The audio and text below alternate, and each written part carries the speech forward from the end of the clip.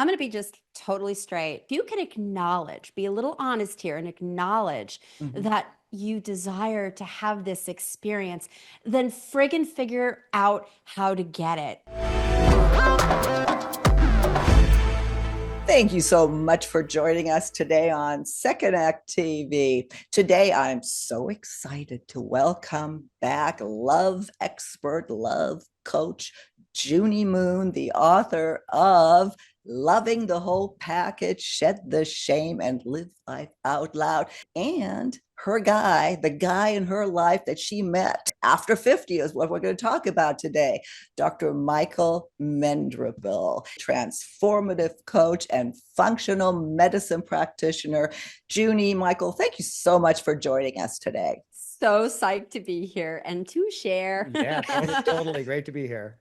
Obviously, Second Act is all about second chances, finding love later in life, which is exactly what you guys did. And what's so interesting about talking with you is you're both coaches, you're both transformative coaches, you're love experts, you help people, especially later in life. So we can talk with you today, not just from a personal perspective, but a practical. So let's start right at the beginning. How did you guys meet? Just briefly bring us up to date on your stories. So the Cliffnotes were, I got to this place of I am ready. I am wanting to have somebody to share my life with.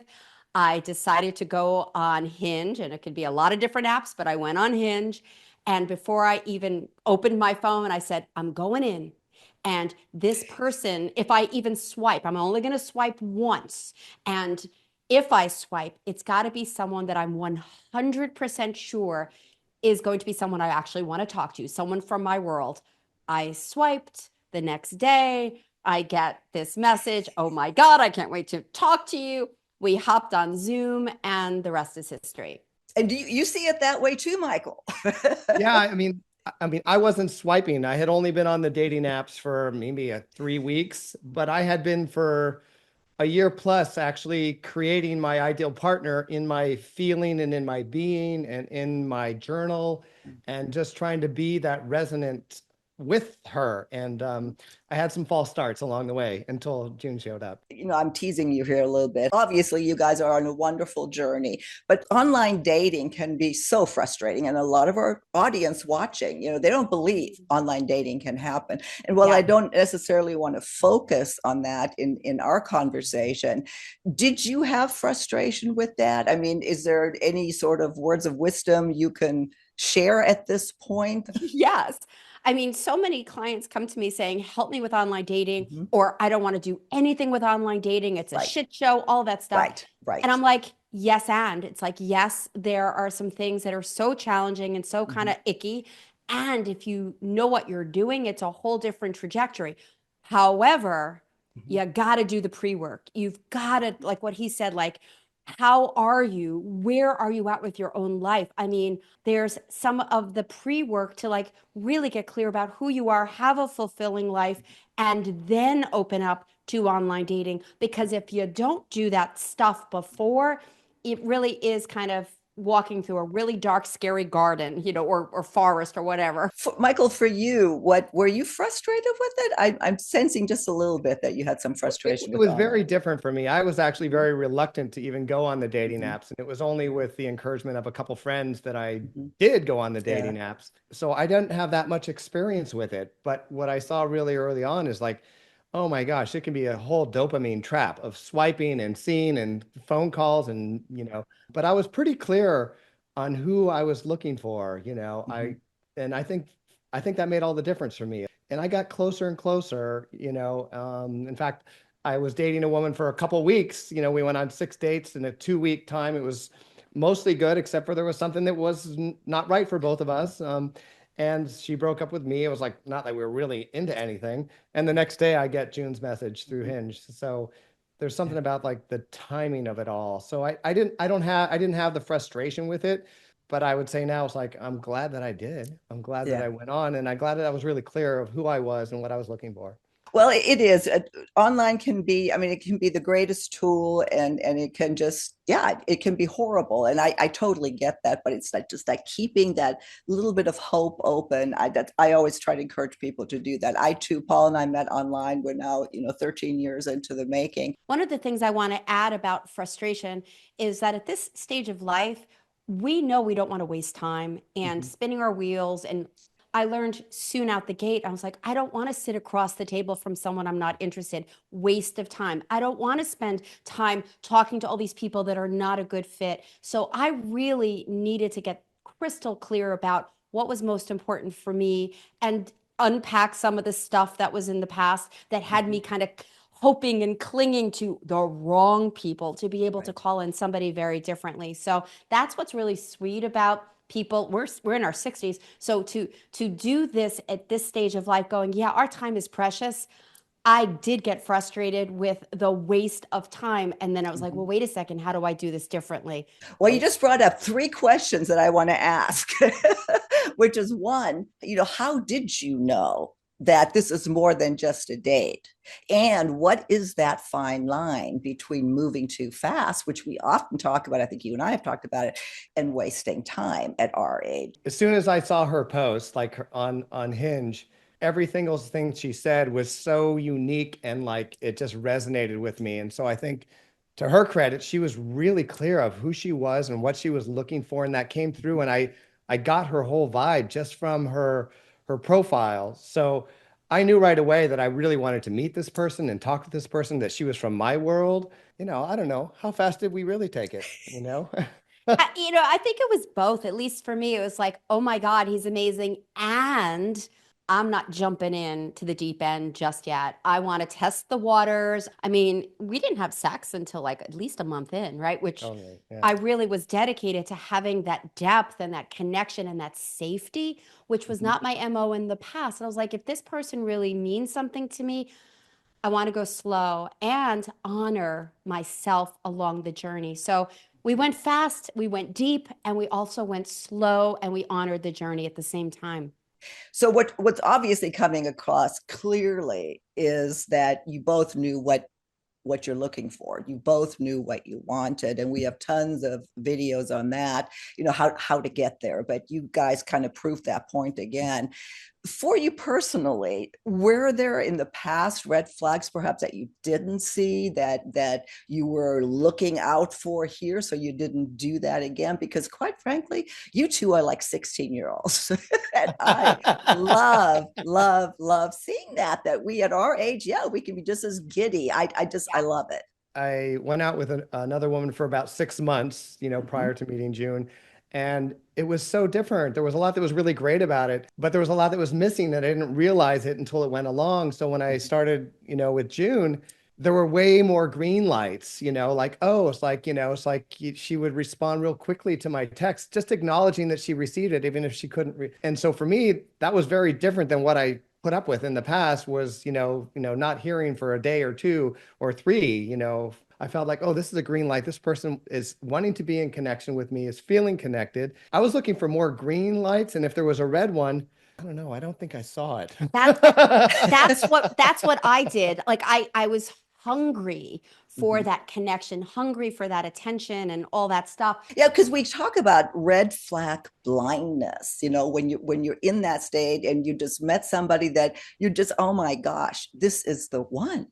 And Yeah. yes, it absolutely can be, but you have to be willing to to see something when it comes up. And I think that's a mistake that a lot of people maybe make, that want something to happen as badly, as they do.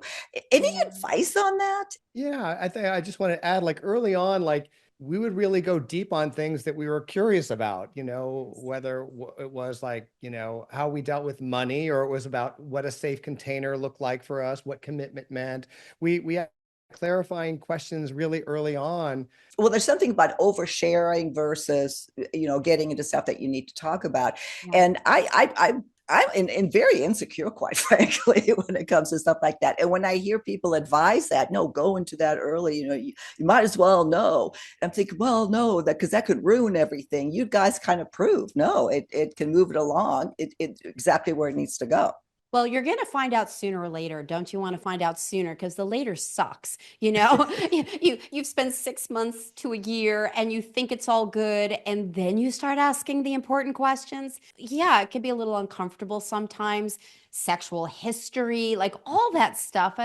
But at what point do you have those conversations? Well, you already brought up the big question, intimacy after 50 again, big topic on this channel about getting naked again with someone new after 50 and everything that comes along with that. How did you navigate sex again after 50 with someone new?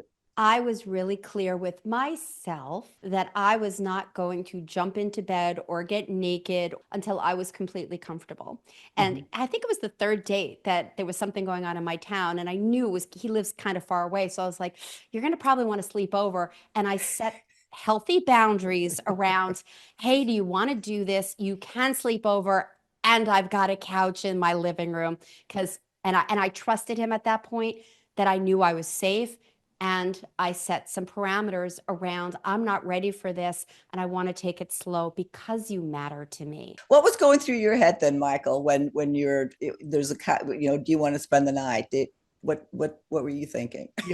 I was really attracted to her, like straight Mhm. out. So at the same time, I super respected her boundary. Mhm. I thought, oh, I matter enough to like not go fast. And so to me, it's like, wow, it's like, oh, it's like it helped me build trust with her like really early on. You just brought up a really great point and something we actually did some programming on recently. That's sex on the first date and what men really think. And I'm of the opinion, as are a lot of other people, that no, men don't really necessarily want somebody to have sex on the first date. They do exactly what you just said. Look, everybody is going to choose what they choose, and there's absolutely nothing wrong, in my opinion, with having sex on the first date. If you want relationship, if you want to have something substantial that goes the distance, I think there's some deep value in slowing down and having some of those important conversations and building that really great foundation for relationships. So if you want to swing from the chandeliers after the first date, go for it, men, Yeah. women, whatever. And there's something really, really sacred around creating these conversations in this container so that when Mhm. you do move toward the big reveal, that you could do it with openness and authentic expression and just enjoying the journey, even if it's a little clunky. You could laugh and enjoy together. I mean, that's what we have. No, and thank you for clarifying that because yeah, I don't judge. I don't have sex in the first day, have sex in the first day. But if you're looking for a relationship, I think that's where the difference is, especially for men. I mean, would you agree with that, Michael? I totally agree. And that's what I was actually looking for. I really wanted a relationship. I wanted a deep, long-lasting, relationship on all the dimensions, right? Mm-hmm. We began exploring those, all the other dimensions, and then, that was one of the later dimensions we explored. So Yeah. for me, I wanted it to be intimate and I wanted a long-term relationship. And so I was happy that she made me sleep downstairs. And did you worry about whether or not Judy had cellulite or Okay. we're laughing because that is such a huge thing for women. Oh my God. Look, it's an inside journey for me with self-love and looking at myself and loving my body. That's on me. Mhm. With that said, from day one, this man, well, he's perfect for me in so many ways. And one of the things is he's constantly affirming, he's constantly complimenting. Like even just yesterday, he's like, I love this. And he's touching me in every way. He's like, I love this. I love this. I love that. I was like, and I'll be honest with you, I'm still working it. So there's a part of me, it's like, he just touched my ass. He says he loves my ass.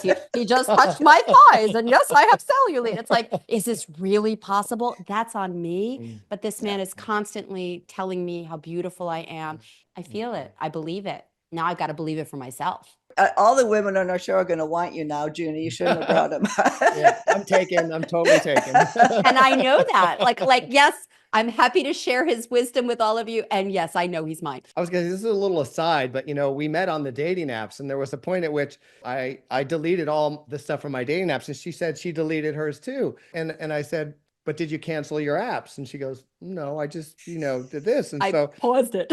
she put on a pause, and I said, nah, no, I need you to cancel. So we got out her phone, we went through and we canceled. And that was a big moment in our relationship because I think you knew I was really serious. It meant so much to me that he claimed it. He said, I want you. And I have to say, there was a moment. There was a moment of, oh shit, if I delete this, I delete all of my information and all the work I've done. But then it was like, if I'm not going to do this, then what is that saying about my commitment? And is there something inside of me that's going, don't do that? What is that about? So and it was minutes, but I was like, all right, I'm full in. I love this man. I'm totally going for it. Yeah, another such a great point for modern dating and for our viewers who are just now starting or maybe getting out of a long-term relationship. We didn't have this 25 years ago. There wasn't dating apps to delete. And it's a major step in a relationship. What do you think a lot of singles might be getting wrong about finding love after 50? Is there something that pops in your head when I ask that question? The first thing that comes to my mind is people focus on what they don't want. I don't want to ever have a narcissist. I don't want to have to be in control of everything. I don't want to have somebody that, the don'ts. I don't want. And that they haven't really fully embodied the life that they desire. Their lens when they go out there is, does he have this problem? Does he have this problem? Does he have this problem? And that doesn't feel good for anybody. If you go out on a date and you go in with that energy, with that lens, they're going to feel it on some level, but you're not going to be able to show up and see who's in front of you, the potential in front of you. Anything you would add to that, Michael? Yeah, I agree with all of that. And my approach was a little bit different in the sense that I think if we're looking and our focus is out there, it's misplaced, that the focus needs to be in here. And I became very conscious of who I needed to be inside and through my actions and words to actually attract the person, to be in relationship, and to actually see June as the amazing woman that she is. I needed to be able to walk around with the right lens on. And so once you become that person, the other person is going to show up much more easily for you. Yeah. And I mean, there's that saying, if you spot it, you got it. If you don't have it inside of you, how can you know it exists? How can you even see it in front of you? And so often people are attracted to someone that is reflecting the unhealed part inside of themselves. So I always say, do the inner work, become the person that you want to attract. Well, okay, here's something else I wanted to ask you. In the interview I watched that when you guys released the news about your relationship, you do talk about soulmates. And here's my question. Do you think that there's somebody out there who is your soulmate, or do we perhaps create our soulmate? Great question. Love it. I just did a workshop on what does a soulmate actually mean? And there's, everybody has different perspectives. And one is, I think what you're saying is that one person that is, on some spiritual level that we're trying to find. I don't necessarily believe that anymore. Almost anybody can be your soulmate if they're a good fit for you. Find the person that fits you in the most important ways, and that's your soulmate. I don't think that there's one person out there, because I've had wonderful relationships in the past. I think because I know who I am so much more now, Junie's like a reflection of who I am, and we're actually very similar in so many ways. So the idea that opposites attract, I don't know about that anymore. It's like, I think maybe while we're healing, they do, but being more similar makes it a lot more fun and a lot easier, in my view. So I like the idea of that I'm in charge of creating my experience, and my soulmate is just a reflection of that. Love that. I love the way you answered that. And I agree with you so much. I think the whole idea of that one person out there can be almost off-putting or very discouraging to people. So that was important to me to ask you that question. And I love the answer. Absolutely love the answer. One more question before we end our segment here. the people listening, we have so many viewers again that are exactly in your shoes or where you were looking for love again and just have given up or don't really I mean, they're watching the channel fully knowing it's a channel about finding love again, yet in the comments, I'll never date again, I'll never do this, it's a little, well, why are you watching? So what would you tell people who are at that point? I'm going to be just totally straight. If you have a part of you, and obviously they're watching your channel, there's a part that still wants it. There's a part that desires it. So if you can acknowledge, be a little honest here and acknowledge that you desire to have this experience, then friggin' figure out how to get it. And it starts with what we're talking about, becoming who you want in your life. If you want it, you can have it. You just have to look at some other things to get it. So clean up the stuff that makes you, I guess it wasn't so straight, but clean up the stuff that has you doubt, because that's what's happening. It's trying to protect you. It's trying to keep you in the lane that you're in and not have hope. Go for it. Do not let this go. Do not get to a place in your life where you look back and go, I wish I kept going. Really realize how powerful you are in creating all of your experiences.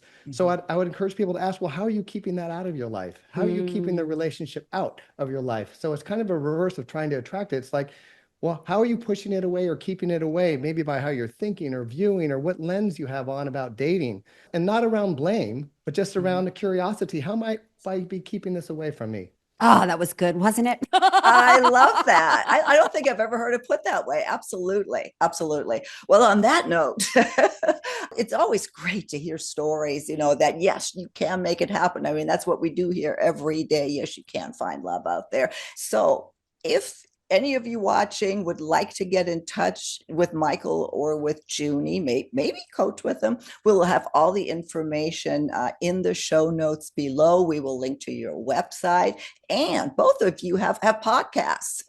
I'm going to be on yours here pretty soon, Junie. I'm so excited to have you on my podcast. Yes. Yeah. So make sure you look for the links to all the podcasts we have in our show notes.